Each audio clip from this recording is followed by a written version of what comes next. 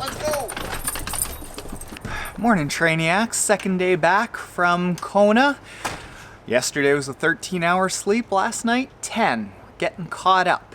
You know what? Kona really got me interested in Kona. I want to race it someday. And besides just being fast, there are some interesting ways that I found out about over the week for how to qualify for Kona. So let's get into that. How do we get in here?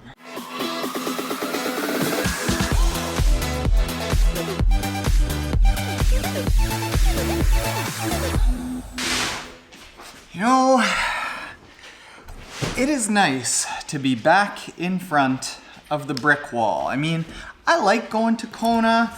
I'm really into going to races like this. I plan on racing a lot more next year. Fun update about that coming. But I also like having Winnipeg as my home base, where I'm just a little bit more settled. I got all my stuff.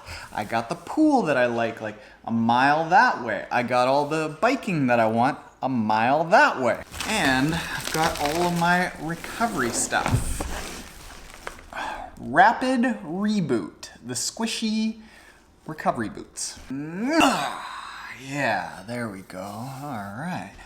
Look at that slick lid there, huh? It's a good looking dude. Right, Grace? Very good looking. It's a good looking box. And those are some dang good looking boots.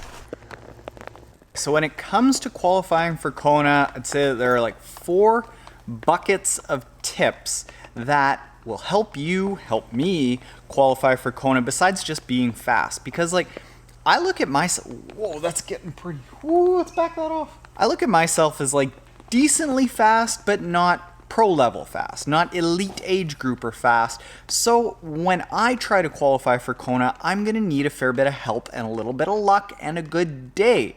And these 4 tips have nothing to do with just being faster, because that really doesn't help you at all. So number 1, very first tip, start racing right away.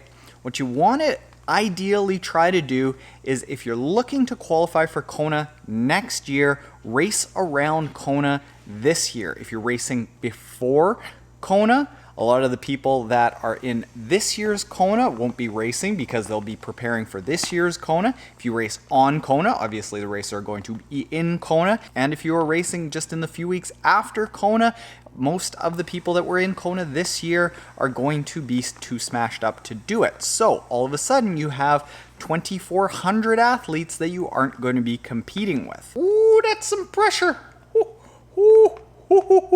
Next thing you gotta do is you gotta start cherry picking some races. And what this doesn't mean is looking at the finishing times of race and be like, oh, I could do that finishing time, because when it comes from race to race, finishing times really don't mean a thing. Courses are different. The conditions are different. A good time at Kona might be a terrible time at Challenge Roth. So what you wanna do is pick races that suit your ideal characteristics as a racer, and pick races that you're more likely to qualify. And this means a few things. Number 1, you want to look for races that have a low acceptance rate. So for every single person that could qualify for Kona, how many people actually take their spot to Kona? And what we find is that the ratio of acceptances to qualifiers, people that could potentially accept a spot, is quite a bit lower in poorer countries. Whoa, my eyeballs are gonna pop out. So you want to go and race in places like South America, in Southeast Asia, the Pacific Rim, all of those types of places, because Kona is a very expensive event. The acceptance rates are a fair bit lower there. And then as far as ability goes, you want to select a course that is suited to your ability. So take, in my case, for example, I'm a fair bit stronger on the bike than I am on the run. So in a perfect world, I'd be racing somewhere that has a fairly tough bike, but a fairly easy run to suit my abilities.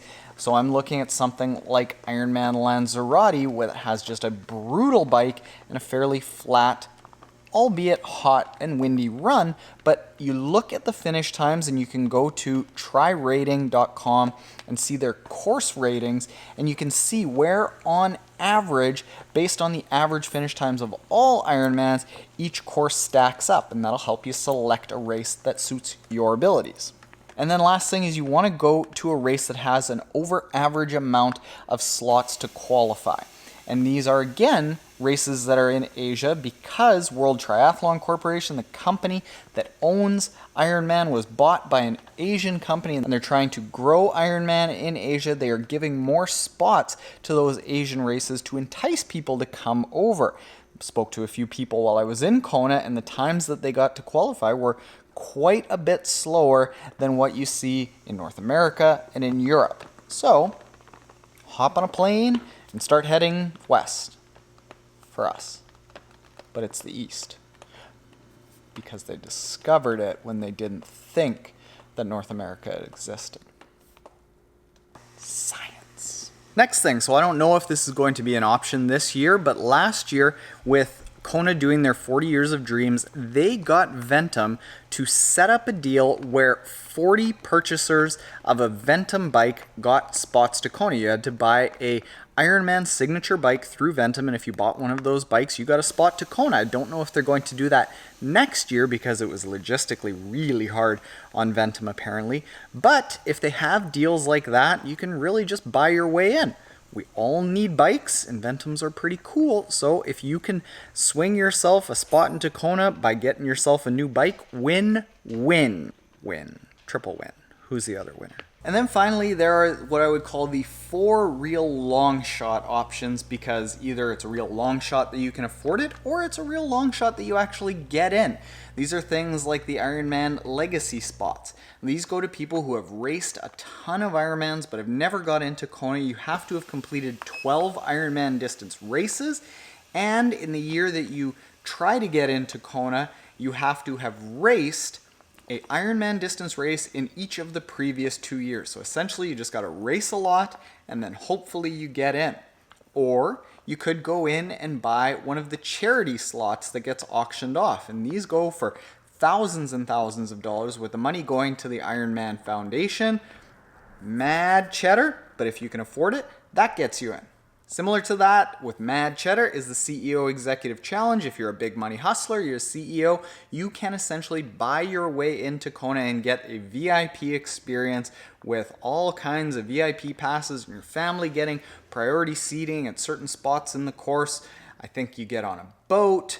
Your family and spectators get on a boat to watch you swim. They also get on a car to get on the course, and I think they get priority spots at the finish line. And then the final way that you can get in, this is probably the most likely way that I would get in over the next few years, because I'm right on that bubble of being fast enough or not, is a sponsor spot. Now, there aren't a lot of these. Each sponsor gets somewhere like around 0 to 2 spots, and even talking to Ventum, the founder of Ventum, Jimmy, he was like, I'm not even sure how many we have. It's not a lot, and I'm not sure if we even get one for Kona. But I've heard of people that get sponsor spots, and then you get that spot, you have to go and race a qualifying race just to validate your spot, and then you get into Kona. Fresh as a daisy. So there you go, Trainiacs. That is how you qualify for Kona if you aren't just an absolute speedster out there. If you aren't already subscribed, hit that subscribe button below. And if you are subscribed, oh, I guess now you know Rapid Reboot is a new sponsor. More on recovery boots soon. Later, Trainiacs.